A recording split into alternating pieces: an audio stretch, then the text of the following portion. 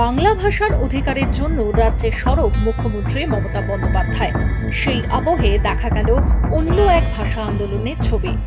12ই August মঙ্গলবার ঝাড়গ্রামের Nonibala boys high স্কুলের ঘটনা।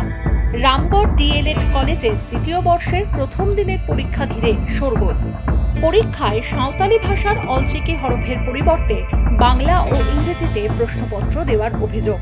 পরীক্ষা দেওয়া তো দূরের কথা, বাংলা ও ইংরেজি ভাষায় প্রশ্নপত্র হওয়ায় সাদা খাতা জমা দিয়েই পরীক্ষা হল থেকে বেরিয়ে এলেন 44 জন পরীক্ষার্থী। এই ঘটনায় চরম ক্ষোভে ফেটে পড়েন পরীক্ষার্থীরা। যখনই আমরা দেখলাম যে সাঁওতালি নেই অলচিকি হরফে, তো সেই জায়গাটা আমাদের প্রবলেম হয়ে গেল এবং আমরা তখনই স্যারকে ইনফর্ম করি যে আমাদের কোশ্চেন এর মধ্যে মিস্টেক রয়েছে। তখন স্যার বললেন ঠিক আছে, এখানকার ডিআই ওনাকে ডাকলেন, দিয়ে উনি এসে বললেন এখানে দুজন সাঁওতালি স্যার রয়েছেন, একজন স্যার একজন ম্যাডাম, দিয়ে বললেন ঠিক আছে, তোমাদেরকে এই কোশ্চেনটা পুরোপুরি হুবহু ট্রান্সলেট করে দেওয়া হবে, স্যার এটা ট্রান্সলেট করে দেবেন এবং তোমাদের পরীক্ষা তোমরা দাও। ঠিক আছে, আমরা রাজি হয়ে গেলাম।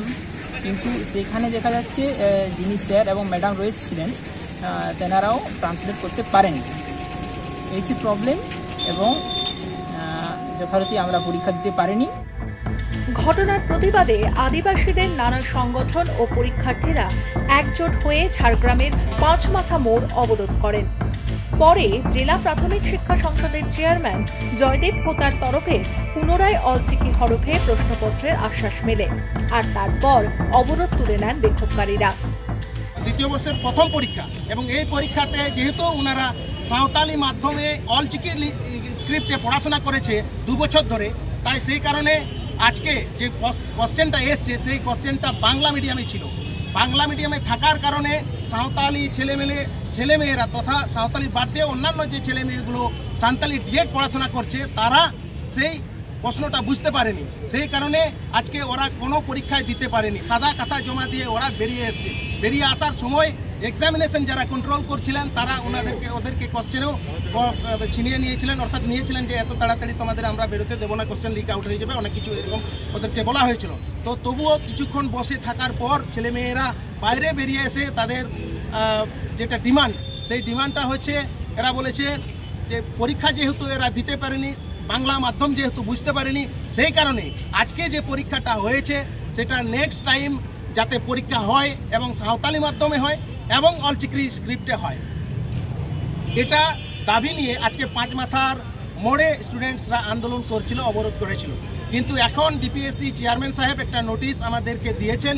উনি লিখেছেন যে আজকে যে পরীক্ষাটা স্টুডেন্টসরা দিতে পারলো না সাঁওতালি মিডিয়াম অলচিকি স্ক্রিপ্টে, সেই পরীক্ষাটা যত তাড়াতাড়ি সম্ভব সাঁওতালি মাধ্যমে অলচিকি লিপিতে কয়েকদিনের মধ্যে ওটা উনি ঘোষণা করবেন, এবং কাল এবং পরশু যে পরীক্ষাটা হবে সেই পরীক্ষাটা উনি যথারীতি ট্রান্সলেট করার পর স্টুডেন্টদের এক্সামিনেশন হলে ওই কোশ্চেনটা ওদেরকে দেওয়া হবে। আমরা ডিপিএসসি সাহেবের এই লিখিত আশ্বাস পেয়ে আজকের অবরোধটা তুলে নিচ্ছি। এই ঘটনার তীব্র নিন্দা করেছেন পশ্চিমবঙ্গের সাঁওতালি শিক্ষা অধিকার রক্ষা মঞ্চের ঝাড়গ্রাম জেলার আহ্বায়ক শিরচন হাসদা। সাঁওতালি মিডিয়াম ডিএলএড ছাত্রছাত্রীদের সাঁওতালি ভাষা অলচিকি লিপির প্রশ্নপত্র না দেওয়া মানে সাঁওতালি মিডিয়াম শিক্ষা ব্যবস্থার এটা কালো দিন। এটার আমরা তীব্র প্রতিবাদ জানাচ্ছি। আগামী দিনে এটা নিয়ে আমরা বৃহত্তর আন্দোলনে পথে নামব। জেলা প্রাথমিক শিক্ষা সংসদের চেয়ারম্যান জয়দীপ হোতা জানান, প্রশ্ন আসেনি, আমরা তো পরীক্ষাটাকে অর্গানাইজ করি জেলায়, তো বোর্ড থেকে প্রশ্ন আসেনি, যে কারণে আমরা পরীক্ষাটা করতে পারিনি সাঁওতালি মাধ্যমে অলচিকি স্ক্রিপ্টে। কিন্তু আজকে আমরা সেটা অল্টারনেটিভ ব্যবস্থা করেছি এবং আজকে সে অল্টারনেটিভ ওয়েতে পরীক্ষা হচ্ছে, এবং আগামী দিনেও আমরা বোর্ডও এটা নিয়ে চিন্তাভাবনা করছে এবং ব্যবস্থা আশা করি করবে।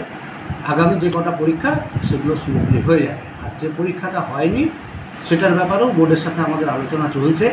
এবার বোর্ড যেরকম আমাদেরকে গাইডলাইন দেবে সেইভাবে আমরা পরবর্তী পরীক্ষাটা করার ব্যবস্থা করব।